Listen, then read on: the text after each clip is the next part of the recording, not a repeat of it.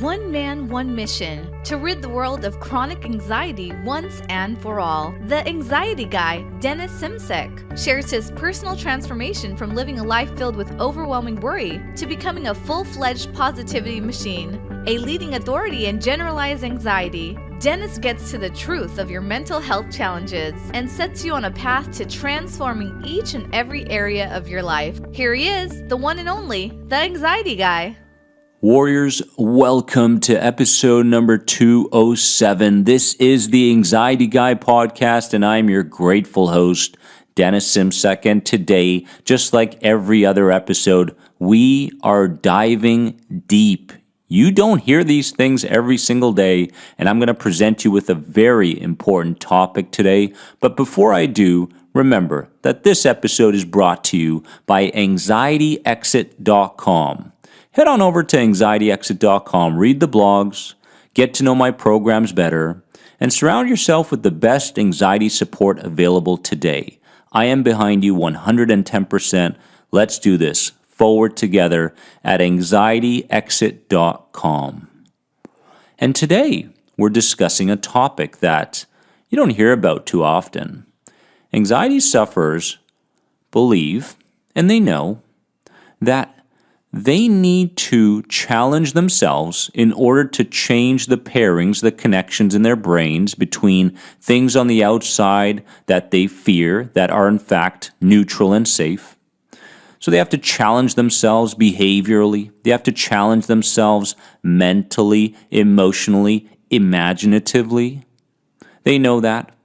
But they also need to make sure that they rest. So today is all about the confusion between these two. Do I rest more? Do I challenge myself more? What is going on?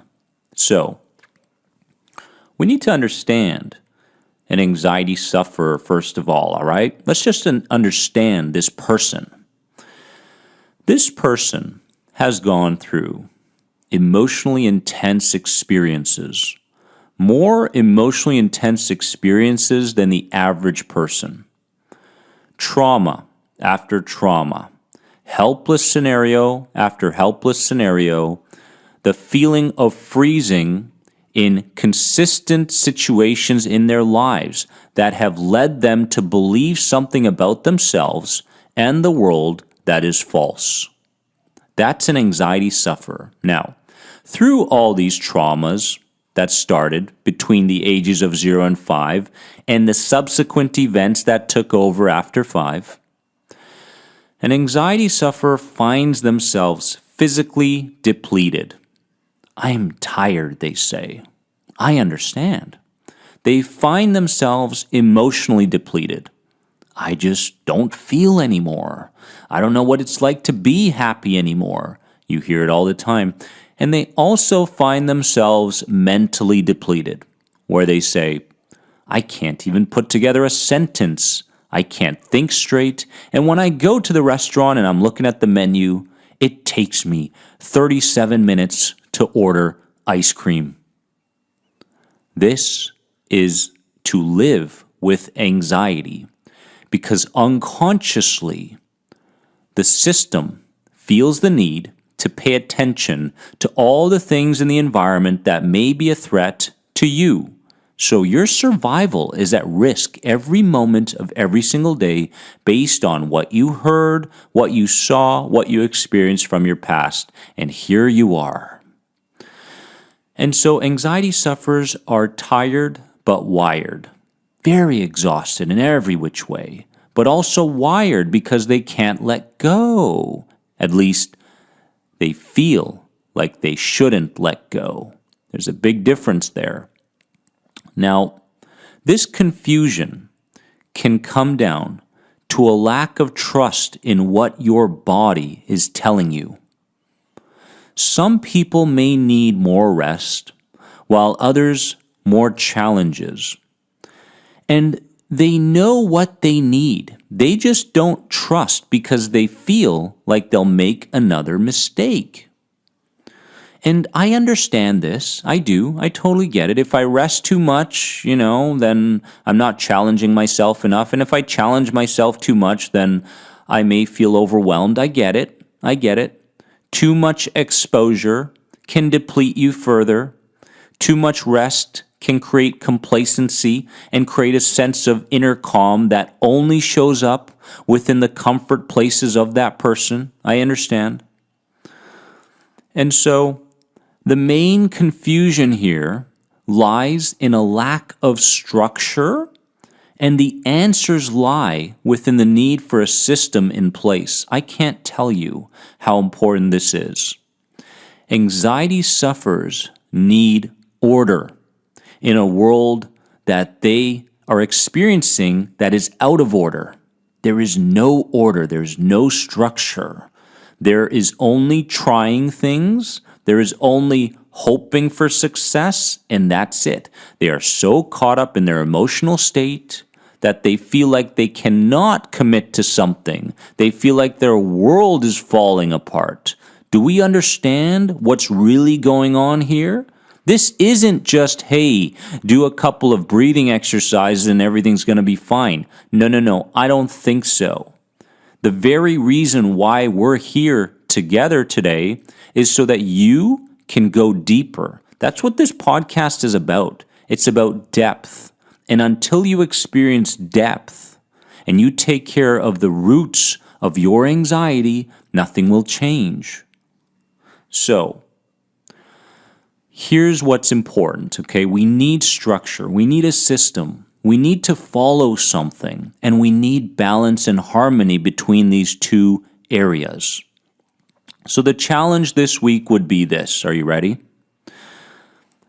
Revisit environments and people from your past that caused a negative emotional experience.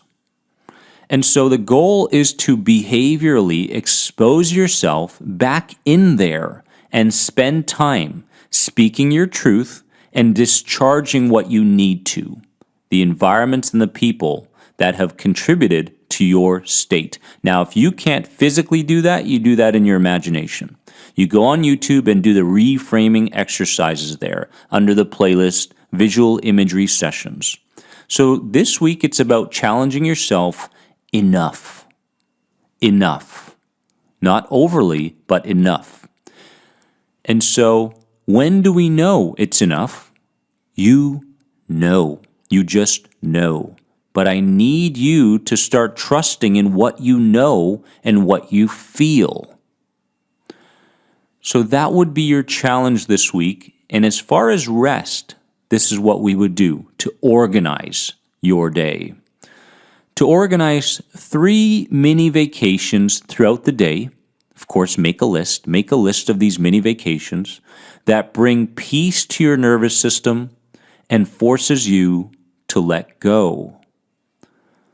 So we've got the challenges, and we've got the rest for the week, and we've got our need to trust in ourselves and what we believe we need more of and less of. Because let me tell you something, you already have all the answers you need within you. You just don't have enough faith in yourself as well as source energy. You have no faith until you start seeing something. But let me tell you something. There is a creative intelligence that is working with you if only you would give it a chance. So work with it. Work with that outer intelligence, that outer energy that lives for you, that lives to serve you and to help you on this journey. Warriors, remember that you are more than anxiety.